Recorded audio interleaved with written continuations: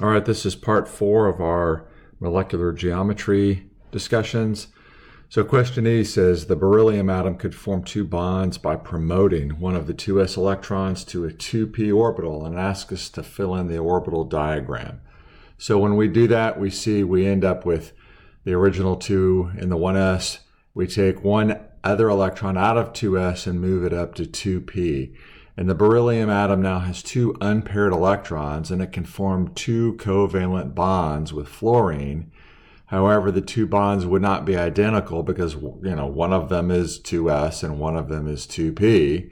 And we can solve this dilemma by mixing these 2 orbitals. This is this process of hybridization. So the result is the creation of 2 new identical hybrid orbitals called sp orbitals. It's a hybrid of an S and a P, right? And it just kind of looks like this. We have one S orbital, one P orbital, and we hybridize them to form this thing called an SP. All right, in the diagram below in part H, draw the 2 large lobes of the SP hybrid orbitals and show how they overlap with the 2p orbitals of fluorine to form 2 polar covalent bonds. All right, so we draw in the fluorine orbitals with the beryllium, and we see how they overlap. All right, so this is now the 2p orbital overlap region, and your drawing should look like this. Question I, according to the valence bond model, a linear arrangement of electron domains implies this sp hybridization. All right, now, part J, fill in the orbital diagram for the ground state configuration of boron. Of course, boron has 5 electrons, 1s2, 2s2, 2p1. So we fill out our orbital diagram map and we get this. Question K says we have a similar problem as we did with beryllium. The ground state electron configuration of boron does not have 3 unpaired electrons. And so just like with beryllium, we can solve this dilemma with boron by mixing these 2s orbitals with 2 of the 2p orbitals. And we get 3 new identical hybrid orbitals called sp2 orbitals. According to the valence bond model, a trigonal planar arrangement of electron domains implies this sp2 hybridization, and we can see in this diagram here what this looks like, and this should be in your notes. Okay, now question M says fill in the orbital diagram for the ground state configuration of carbon. And of course we know that that's 1s2, 2s2, 2p2. So now we have a similar problem as we did with beryllium and boron. We've got this ground state electron configuration. We don't have 4 unpaired electrons, but we can solve this dilemma by mixing the 2s with the 2p orbitals, and now we get this thing called an sp3 orbital. And according to the valence bond model, this tetrahedral arrangement of electron domains is what implies this sp3 hybridization. And you can take a look at this picture. This diagram is in your notes, and I've pasted it in here. We take this 1s and these couple of 2p orbitals, and we combine them together to get these 4 sp3 orbitals. And these new hybrid orbitals are where the electrons are located. And these are the orbitals that are 109.5 degrees apart.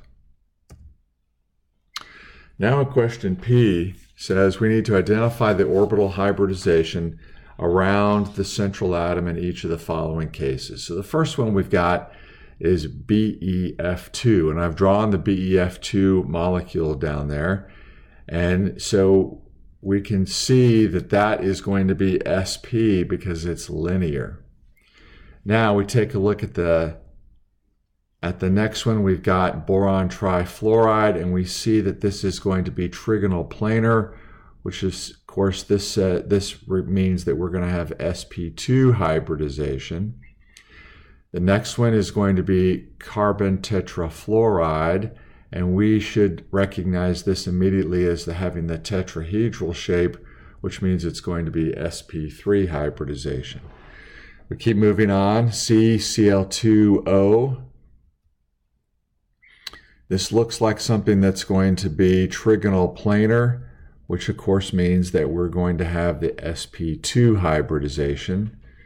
Silane, or silicon tetrahydride, but really this is known as silane. It's a derivative of methane, or an analog to methane. So we would be not surprised to see that this has a tetrahedral shape, which means it has sp3 hybridization. Carbon dioxide is our next one. Carbon dioxide has a linear shape, so we would be expecting that this would have sp hybridization. The next one is ammonia. So we've got the 3 bonds and the 1 unbonded pair, but because this unbonded pair is just another electron domain, this is going to give us sp3 hybridization.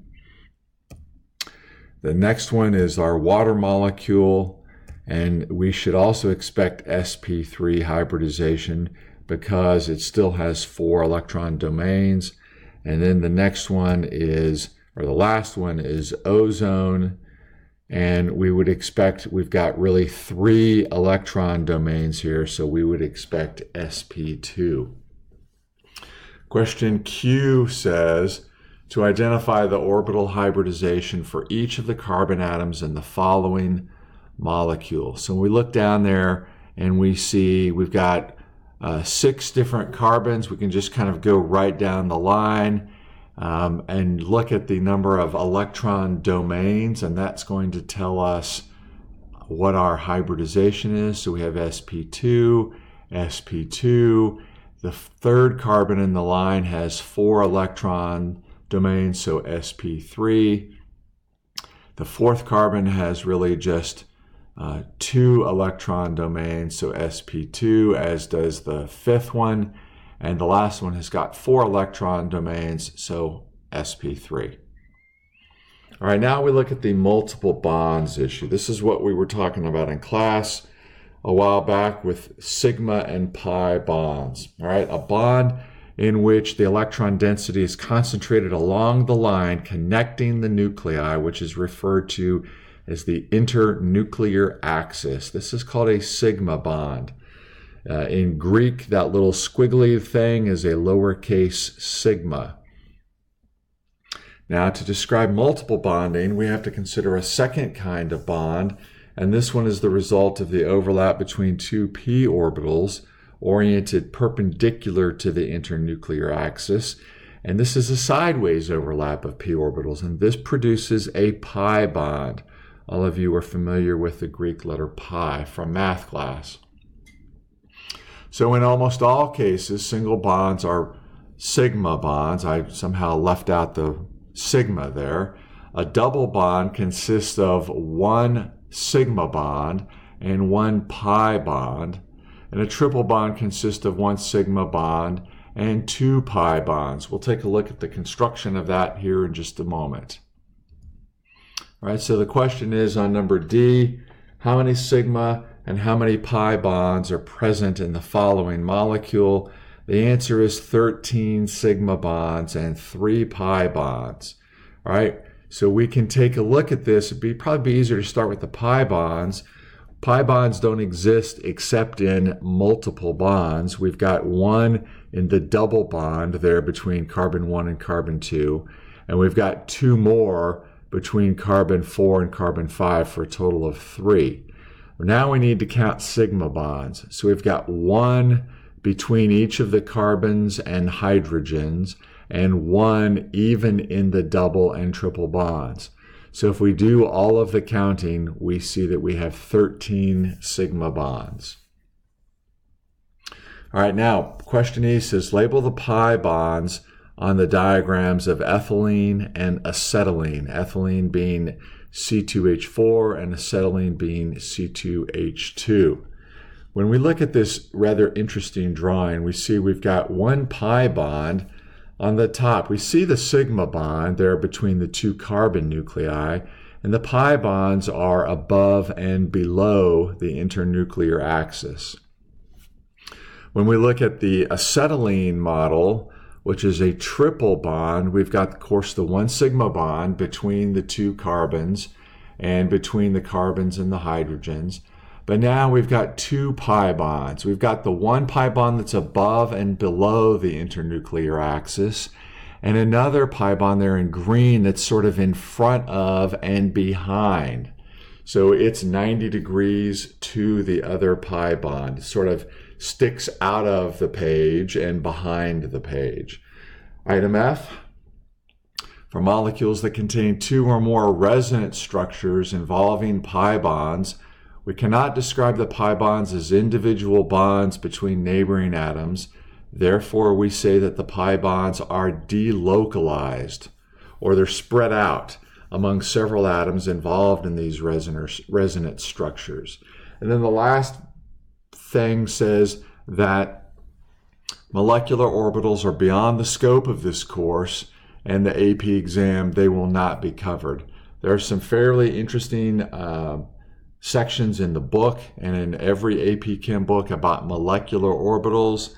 If you take this in college, you will cover molecular orbitals. It's somewhat complex, and because it's so complex, it's just not on the AP exam. So we won't cover that in this course.